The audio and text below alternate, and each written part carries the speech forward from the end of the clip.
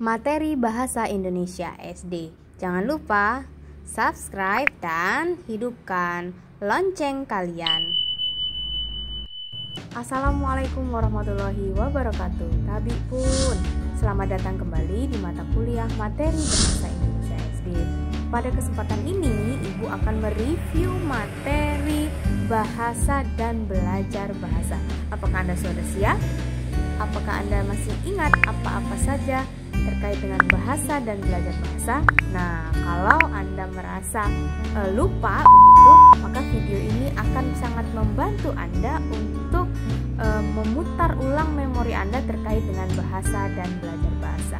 Tidak perlu berlama-lama, mari kita simak materi atau penjelasan berikut. Bahasa dan belajar bahasa. Nah, di sini ada definisi bahasa. Menurut KBBI, bahasa merupakan sebuah sistem lambang bunyi yang berartikulasi, dihasilkan oleh alat ucap yang bersifat konvensional sebagai alat komunikasi tentunya. Sementara Kerau 1986 mengatakan bahwa bahasa itu terikat oleh dua sistem, yaitu sistem bunyi dan sistem makna. Bunyi di sini yang dimaksudkan adalah getaran yang bersifat fisik yang merangsang alat pendengaran kita. Sementara makna berarti isi yang terkandung di dalam arus bunyi itu yang menyebabkan reaksi. Jadi ketika ada arus bunyi yang terdengar oleh kita, maka kita akan memaknai, maka menyebabkan sebuah reaksi. Lalu, apakah semua ujaran yang dihasilkan oleh alat ucap manusia itu dikatakan bahasa atau disebut bahasa? Nah, di sini Ibu memerlukan jawaban atau komentar Anda. Jadi silahkan Anda berkomentar di kolom komentar.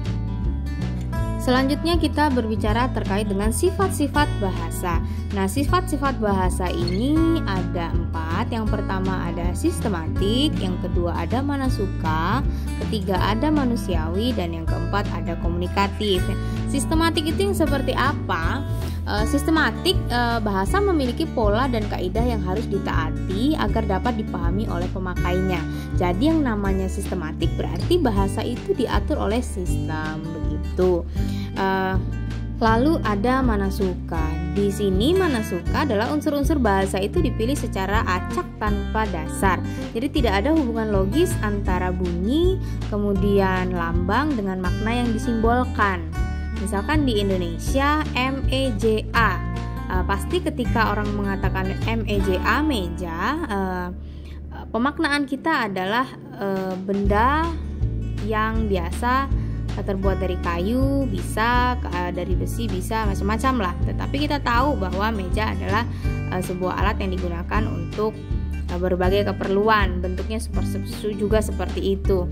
Tetapi kita tidak bisa memaksakan ketika di Inggris misalkan berubah menjadi TABLE, table begitu. Lanjut manusiawi. Nah, manusiawi itu bahasa berfungsi jika manusia yang memanfaatkannya. Jadi bahasa itu hanya berfungsi dan bermakna jika digunakan dan dimanfaatkan oleh manusia. Kemudian ada yang bertanya, Bu, bagaimana selama ini ada hewan atau binatang yang bisa berbahasa? Contohnya apa? Misalkan burung beo begitu ya. Burung beo bisa menirukan, bukan memanfaatkan bahasa, karena dia tidak tahu makna dari kata-kata yang burung itu ucapkan begitu ya. Misalkan assalamualaikum, assalamualaikum. Nah, dia secara kontinu, secara terus-menerus diajari kata assalamualaikum. Maka kelama-kelamaan burung beo bisa menirukan bahasa. Tetapi apakah dia berfungsi? Ya tentu saja tidak. Dia hanya menirukan. Kemudian sifat yang keempat adalah komunikatif. Alat komunikasi atau alat perhubungan antar anggota masyarakat. Tentu saja esensi utama dari sebuah bahasa adalah sebagai alat komunikasi. Bayangkan kalau ketika orang berbicara tidak sifatnya tidak komunikatif, tidak dua arah, maka ya terjadi miscommunication kan begitu. Bu, bagaimana dengan bahasa orang gila atau orang yang mengigau? Nah, bahasa-bahasa yang dikeluarkan oleh orang yang mengigau ya sifatnya tidak komunikatif, tidak dua arah. Di sini ada juga fungsi bahasa. Kalau tadi sifat-sifat bahasa, di sini ada fungsi bahasa. Yang pertama itu fungsinya informatif. Sudah tentu yang namanya informatif berarti menyampaikan informasi timbal balik antar anggota keluarga ataupun anggota masyarakat. Jadi sifatnya adalah memberikan informasi yang seperti apa? Ya tentu saja informasi yang timbal balik, ada hubungannya begitu ya. Kemudian yang kedua, fungsinya adalah sebagai ekspresi diri untuk menyalurkan perasaan, sikap, gagasan, emosi atau tekanan perasaan pembaca. Jadi untuk mengekspresikan lah, kita sebagai seorang pemilik bahasa pasti memiliki ekspresi diri yang keluar dari dalam diri kita sebagai pemilik bahasa begitu. Kemudian fungsi bahasa yang ketiga adalah adaptasi dan integrasi. Berarti di situ ada penyesuaian, ada pembauran diri dengan masyarakat. Tentu saja bahasa memiliki fungsi sebagai adaptasi. Contoh sekarang pandemi COVID-19. Terhitung sejak 29 Juni Universitas Lampung memberlakukan BDR, bekerja dari rumah, sehingga istilah BDR itu mau tidak mau kita sesuaikan, kita baurkan, kita adaptasi dan kita integrasikan sehingga fungsi bahasa tidak lepas dari istilah-istilah baru yang ada di masyarakat. Kemudian yang keempat ada kontrol sosial. Tentu saja kontrol sosial ini mempengaruhi sikap dan pendapat orang lain begitu, karena bahasa itu mengontrol diri, mempengaruhi sikap kita agar kita tidak melakukan sesuatu yang dilarang misalkan, atau tidak melakukan sesuatu yang tidak baik misalkan seperti itu. Jadi sebagai kontrol sosial bisa mempengaruhi sikap kita dan pendapat kita terhadap orang lain.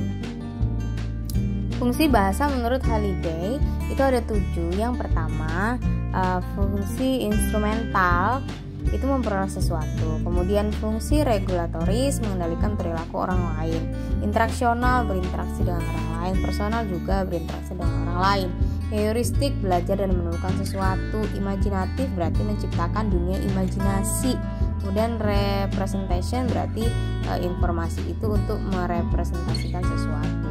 Nah, di sini ada gambar yang Ibu Siska munculkan. Yang gambar pertama yang di atas itu adalah buku yang terbuka, kemudian di atasnya ada seorang anak yang berjalan. Apa kaitannya dengan fungsi bahasa menurut Halliday? Tadi salah satunya adalah bisa berfungsi sebagai imajinatifnya. Ketika Anda menjadi seorang guru, nanti Anda menugaskan kepada siswa Anda, anak-anak silakan buka buku halaman sekian, di situ ada cerita, kemudian Anda baca. Nah, di situ ada proses imajinatif dari siswa atau peserta didik Anda ketika membaca tugas atau buku cerita yang Anda tugaskan kepada mereka. Kemudian yang contoh kedua itu masih sama, merenung, mengimajinasikan sesuatu. Selanjutnya ada faktor penentu munculnya ragam bahasa. Jadi ketika ragam bahasa itu muncul tentu saja akan dipengaruhi oleh beberapa faktor. Misalkan yang pertama ada waktu. Kapan sih ragam bahasa itu muncul? Waktunya, temponya kapan? Kemudian tempatnya di mana? Sosiokultural, latar belakang yang mempengaruhinya apa? Kemudian situasinya, peristiwanya sedang apa? Jadi ketika faktor-faktor penentu itu muncul, maka ragam bahasa juga muncul. Berbicara tentang ragam bahasa, tentu saja ada jenis-jenis ragam bahasa di dalamnya. Ada ringkas dan lengkap, misalkan ragam ringkas dan ragam lengkap. Kemudian ada ragam lisan versus lisan, ragam baku versus non baku, ragam baik dan ragam benar. Nah, kesemuanya itu ada penjelasannya. Ibu harap Anda bisa menyimak dan mengaplikasikannya di dalam simulasi Anda nantinya sebagai seorang guru. Kita akan mengupas satu persatu. Yang pertama adalah ragam ringkas dan ragam lengkap. Jadi ragam ringkas itu situasinya ketika situasi santai, kemudian sudah pasti tidak resmi, kemudian kalimat yang digunakan pendek-pendek, sering hanya dimengerti oleh peserta tindak berbahasa. Nah, di sini sudah Ibu contohkan, misalkan percakapan antara Ahmad dan Surya. Ahmad berkata, "Sur, kamu liburan sekolah kemana aja?" Misalkan seperti itu. Nah, itu kan kalimatnya santai, tidak resmi, kemudian kalimatnya juga pendek-pendek. Jadi contoh itu bisa mendeskripsikan bagaimana ragam ringkas yang harusnya kita pahami. Kemudian ada ragam lengkap. Nah, ragam lengkap ini situasinya situasi resmi, misalkan pada saat pidato dan ceramah. Kemudian kalimatnya panjang dan taat kaidah. Dapat dipahami oleh pemakai bahasa pada umumnya. Jadi seperti yang kita lihat atau kita dengar di dalam pidato dan ceramah itu menggunakan ragam lengkap. Sementara yang dikatakan ragam lisan itu menggunakan bunyi ujaran tentu saja. Kemudian bunyi ujaran itu pasti ditangkap oleh indera pendengar. Jadi sesuatu yang kita lisankan itulah yang disebut ragam lisan. Sementara ragam tulisan itu menggunakan huruf dan tanda baca. Kemudian ditangkap indera penglihat dan indera peraba. Kenapa dikatakan di sini indera peraba, melibatkan indera peraba?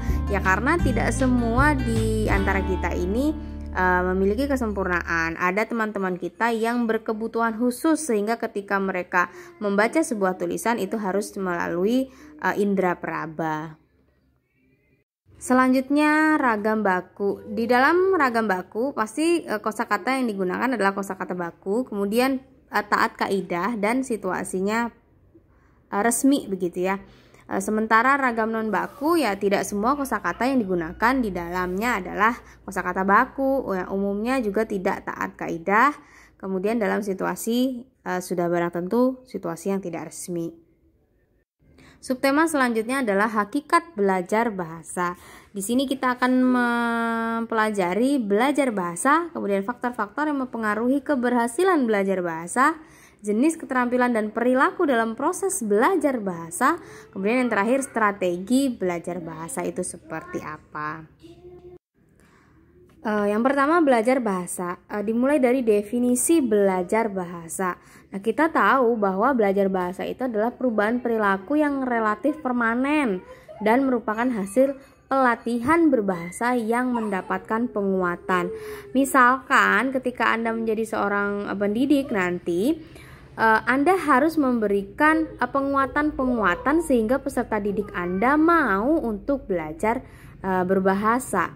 Jika Anda tidak menguatkan peserta didik Anda, maka dia tidak akan mau belajar bahasa. Jadi kalau bukan Anda, lalu siapa lagi yang akan membelajarkan bahasa yang sebenarnya, yang utuh sebagai bahasa yang bisa dipakai sehari-hari. Kalau sudah di rumah ya siswa atau peserta didik tidak akan belajar bahasa Indonesia secara benar. Mereka akan terpengaruh oleh bahasa-bahasa lain, bahasa daerah, bahasa asing yang lain begitu. Jadi di lembaga formal dengan pendidik seperti Anda, mereka bisa belajar bahasa. Pembelajaran juga bisa dikatakan sebuah proses perubahan psikis dari yang tidak tahu menjadi tahu, kemudian dari tidak paham menjadi paham, tidak bisa menjadi bisa, kemudian tidak biasa menjadi terbiasa. Jadi misalkan peserta didikmu itu tidak biasa menggunakan bahasa Indonesia secara benar, maka setelah Anda ajarkan, maka dia akan terbiasa menggunakan bahasa Indonesia secara baik dan benar. Pembelajaran bahasa Indonesia itu mencakup proses memperoleh pengetahuan, kemudian memahami wacana tulis dan lisan, berlatih menerapkan praktik kebahasaan, serta terbiasa menggunakannya dalam kehidupan sehari-hari. Nah, ketika itu semua mau dikatakan berhasil, maka apabila pendidik atau Anda bisa menyesuaikan pembelajaran dengan kemampuan peserta didik Anda. Melalui apa? Tentunya melalui rancangan tujuan secara terpadu. Yang Anda gunakan sehari-hari adalah RPP. Maka dengan adanya RPP akan membantu Anda untuk bisa menyesuaikan pembelajaran dengan kemampuan peserta didik Anda. Maka dikatakan pembelajaran bahasa Indonesia itu berhasil. Dilihat dari proses, dilihat dari cara pemahaman siswa, kemudian cara berlatih siswa sehingga terbiasa menggunakannya dalam kehidupan sehari-hari. Di sisi lain, pasti terdapat faktor yang mempengaruhi keberhasilan belajar bahasa. Faktor itu berasal dari dua sumber, yaitu faktor eksternal dan faktor internal. Faktor eksternal berarti faktor yang ada di luar peserta didik, seperti prinsip belajar misalkan. Peserta didik itu akan dipengaruhi oleh faktor eksternal atau faktor yang ada di luar dari dirinya. Contoh, memberikan materi sesuai dengan respon yang diharapkan. Kemudian pengulangan agar belajar lebih sempurna dan lebih lama diingat. Kemudian penguatan respon yang tepat untuk mempertahankan dan menguatkan respon. Jadi hal-hal demikian itu harus Anda terapkan, harus Anda pakai di dalam pembelajaran sehingga keberhasilan belajar bahasa itu bisa dilihat. Lalu faktor internal itu adalah faktor dalam diri peserta didik yang terdiri dari apa?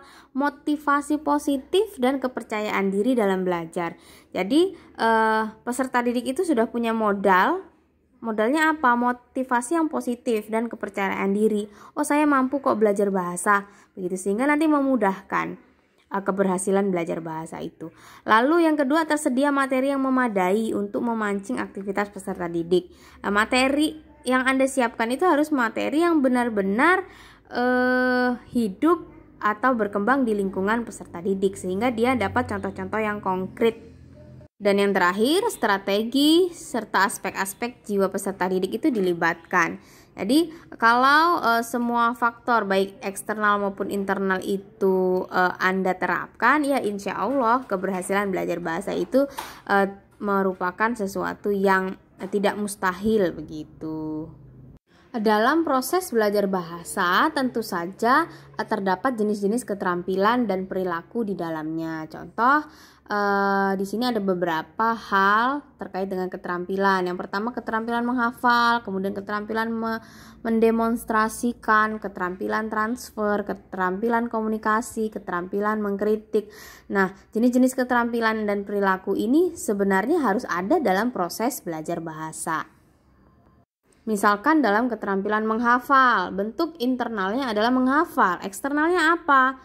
Setelah menghafal, mereka akan menirukan. Kemudian keterampilan demonstrasi, bentuk internalnya adalah pengenalan, maka eksternalnya setelah kita kenalkan, setelah Anda kenalkan, maka mereka akan mengingat. Kemudian keterampilan transfer, di situ ada internalnya reseptif, memahami. Memahami apa? Memahami sesuatu yang Anda sampaikan, informasi apa yang Anda sampaikan kepada mereka sehingga bisa mereka aplikasikan atau mereka terapkan dalam kehidupan mereka. Kemudian keterampilan komunikasi, bentuk internalnya adalah pemahaman. Bentuk eksternalnya apa? Mengekspresikan diri. Ketika mereka sudah paham, secara tidak sadar mereka akan mengekspresikan diri mereka sesuai dengan tingkat pemahaman masing-masing. Kemudian yang terakhir ada keterampilan mengkritik. Nah, internalnya adalah menganalisis. Kemudian eksternalnya adalah menyintesiskan. Jika kesemua jenis keterampilan dan perilaku dalam proses belajar bahasa itu kita lakukan sebagai seorang guru, harapannya peserta didik kita bisa lebih menguasai bagaimana bahasa itu dibelajarkan. Lalu strategi belajar bahasa. Di dalam proses pembelajaran, pendidik harus memiliki strategi. Jadi Anda itu harus memiliki strategi agar peserta didik Anda ini nanti dapat memperoleh kompetensi yang diharapkan.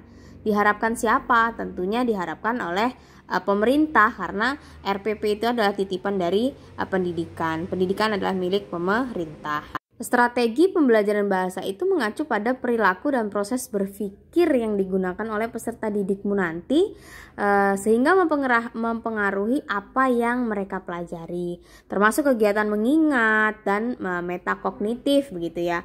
Di sini juga ada pendapat menurut Presley dalam Note 2000A halaman 7 bahwa mengatakan strategi itu operator-operator kognitif yang langsung terlibat dalam menyelesaikan tugas belajar. Dalam menyelesaikan belajar itu sendiri terdapat karakteristik belajar masing-masing individu. Jadi ketika kita melakukan sebuah strategi, maka mau tidak mau atau secara tidak sadar siswa itu sudah belajar menyelesaikan tugasnya secara individu. Lalu strategi apa yang bisa digunakan? Yang pertama ada strategi mengulang. Di dalam strategi mengulang itu terdapat dua jenis, yaitu mengulang sederhana dan mengulang kompleks. Jika mengulang sederhana berarti pendidik itu menugaskan kepada siswa hanya untuk sekedar membaca ulang materi tertentu kalau sifatnya ringan atau sederhana. Kemudian kalau mengulang kompleks berarti kegiatan ini digunakan untuk menyerap bahan ajar yang lebih kompleks untuk mendapatkan informasi yang lebih dalam gitu ya. Kemudian ada strategi elaborasi, di mana proses penambahan rincian sehingga informasi baru ini akan lebih bermakna, membantu memindahkan informasi baru. Tentu saja informasi baru itu bentuknya bisa dalam bentuk catatan, kemudian analogi dan lain sebagainya. Kemudian ada strategi organisasi.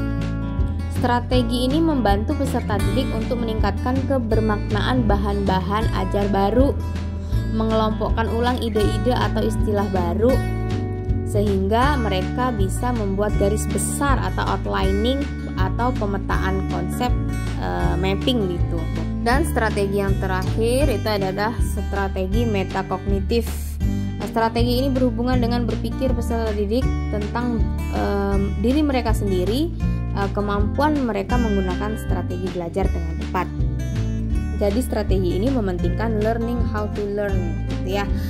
Bu, apakah strategi-strategi ini yang baku untuk dipakai?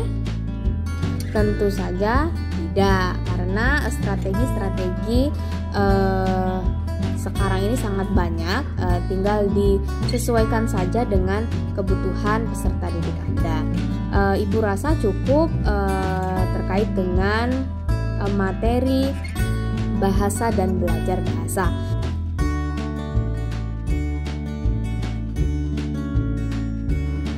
Terima kasih karena telah dengan setia menyimak pemaparan materi bahasa dan belajar bahasa sampai dengan akhir, sehingga harapan Ibu, wawasan Anda terkait dengan materi ini akan lebih berkembang lagi. Tentunya dengan ditambah referensi-referensi lain, boleh saja dong, tidak harus terpaku pada video yang Ibu berikan. Simak terus video pembelajaran materi Bahasa Indonesia SD, akan ada banyak sekali review-review yang akan Ibu berikan.